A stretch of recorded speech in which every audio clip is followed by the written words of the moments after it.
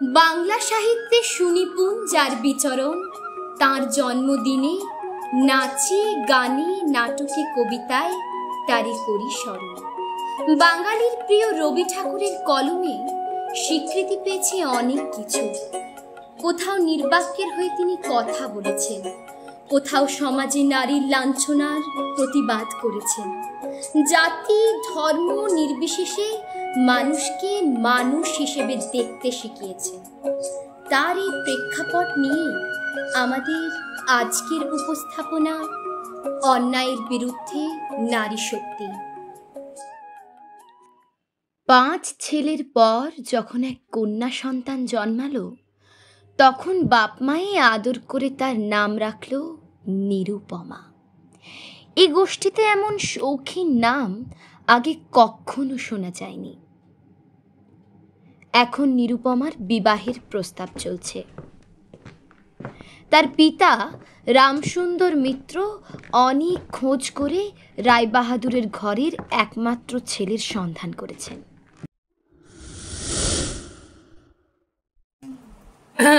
শুনুন মশাই, আমাদের বনেদি ঘর, 10,000 টাকা পণ আর অনেক দান সামগ্রী না দিলে কথা এগোবে না। সে তো নিশ্চয়ই, এত ভালো পাত্র, আমার আপত্তি নেই। কিছুতেই টাকার জোগাড় হয় না। বাঁধা দিয়ে বিক্রি করেও 1,000-6-7 টাকাই জোগাড় হয়। বিবাহের দিন।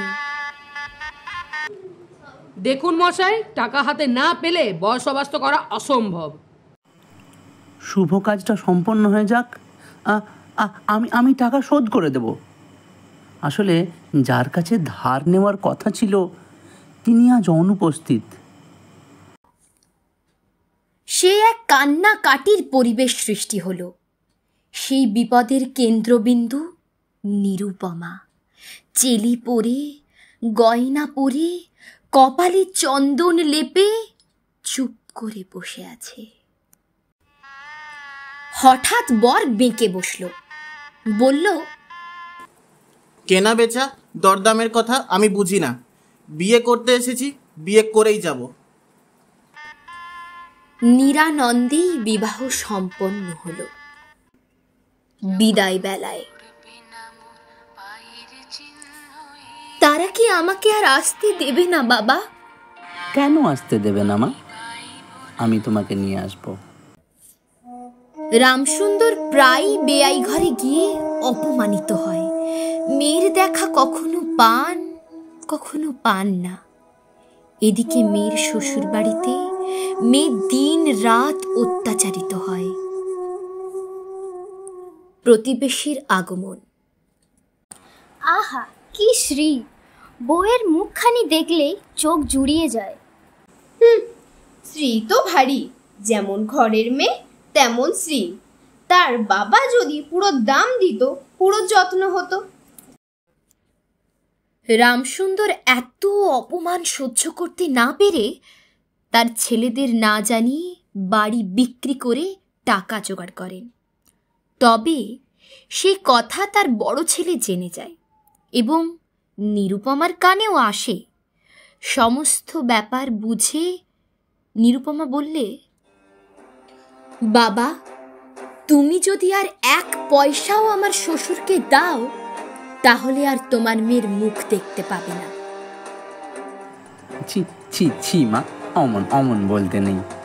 এ টাকা যদি না দিতে পারি, তোরও অপমান, তোর বাপেরও অপমান। টাকা যদি দাও তবেই অপমান। তোমার মেয়ের কি কোনো মর্যাদা নেই? আমি কি কেবল একটা টাকার থলি? যতক্ষণ টাকা আছে ততক্ষণ আমার দাম। না বাবা, এই টাকা দিয়ে তুমি আমাকে অপমান করো না। দই চাই গো, দই, দই চাই। ওকে ছুঁয়ো না ঝি, ও যে চণ্ডালিনীর ঝি। নষ্ট হবে যে দই, সে কথা জানো নাকি? ওকে ছুঁয়ো না ঝি। প্রকৃতি, ও প্রকৃতি, গেল কোথায়? এই যে মা। আশ্চর্য করলি তুই। বেলা দুপুর পেরিয়ে গেল, মাটি উঠেছে তেতে, পা ফেলা যায় না।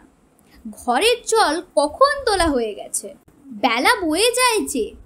এই তীক্ষ্ণ রোদ এখনো তোর আঙিনানি কোনো হয়নি। কখনই বা ছাগল চড়াবি? তাড়া কর, তাড়া কর।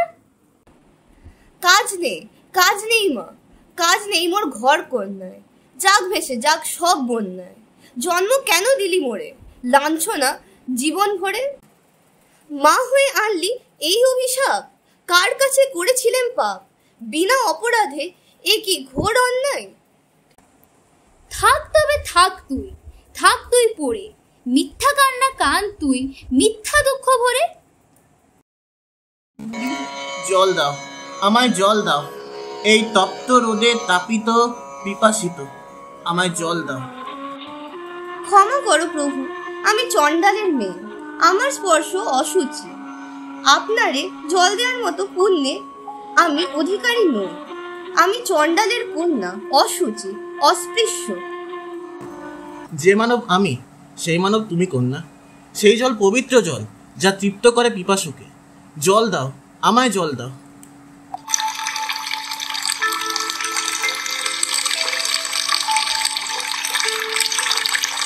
কল্যাণ হোক। এ কি অবাক দৃশ্য! পুরাণ কথা শুনেছি উমা তপ করেছিল, ঘর ছেড়ে বাইরে রোদে পুড়ে। তোর কি হলো? হ্যাঁ মা, তপ করেছি বটে। অবাক করলে কার জন্যে? যে আমাকে ডাক দিয়েছে, বচনহারা আমাকে দিয়েছে বাক। কিসের ডাক? আমার মনের মধ্যে বাজিয়ে দিয়ে গেছে, জল দাও। পোড়া কপাল, তোকে বলেছিল জল দাও? কে শুনি? তোর আপন জাতের কেউ? তাই তো বললেন। জাত লুকোসনি? বলেছিলি তুই চণ্ডালিনী? বলেছিলেন। তিনি বললেন মিথ্যে কথা। তিনি বললেন শ্রাবণের কালো মেঘকে চণ্ডাল নাম দিলেই বাকি, তাতে তার জাত বদলায় না, তার জলের ঘোচে না গুণ। তিনি বললেন নিন্দে করো না নিজেকে, আত্মনিন্দা পাপ, আত্মহত্যার চেয়ে বেশি। তোর মুখে এসব কি শুনছি? তোর কি মনে পড়েছে পূর্বজন্মের কাহিনী? না মা, এ কাহিনী পূর্বজন্মের না, এ কাহিনী নতুন জন্মের।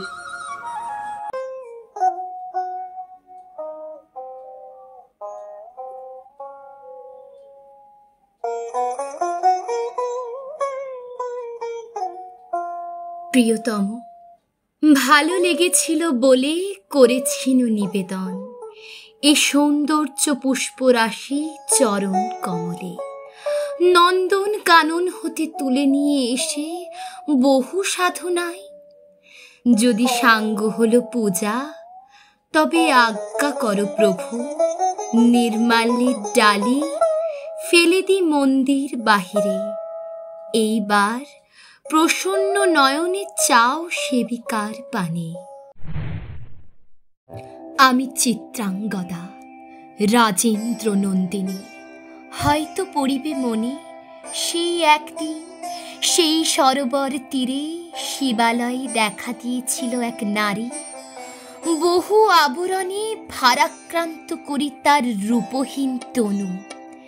কি জানি কি বলেছিল নির্লজ্জ মুখরা, পুরুষেরে করেছিল পুরুষ প্রথায় আরাধনা। প্রত্যাখ্যান করেছিলে তারে, ভালোই করেছ। সামান্য সে নারী রূপে গ্রহণ করিতে যদি তারে, অনুতাপ বিধিত তাহার বুকে আমরণ কাল। প্রভু, আমি সেই নারী, তবু আমি সেই নারী নহে, সে আমার হীন ছদ্মবেশ। তারপরে পেয়েছিনু বসন্তের বরে বর্ষকাল অপরূপ রূপ, দিয়েছিনু শ্রান্ত করি বীরের হৃদয় ছলনার ভারে।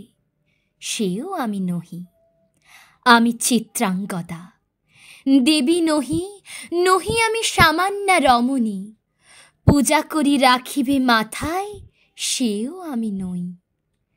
অবহেলা করি পুষিয়া রাখিবে পিছে, সেও আমি নহি। যদি পার্শ্বে রাখো মোরে সংকটের পথে, দুরূহ চিন্তার যদি অংশ দাও, যদি অনুমতি করো কঠিন ব্রতের তব সহায় হইতে, যদি সুখে দুঃখে মোরে করো সহচরী, আমার পাইবে তবে। গর্ভে আমি ধরেছি যে সন্তান তোমার, যদি পুত্র হয় আশৈশব বীর শিক্ষা দিয়ে দ্বিতীয় অর্জুন করি তারে একদিন পাঠাইয়া দিব যবে পিতার চরণে। তখন জানিবে মোরে প্রিয়তম, আজ শুধু নিবেদি চরণে আমি চিত্রাঙ্গদা রাজেন্দ্র নন্দিনী।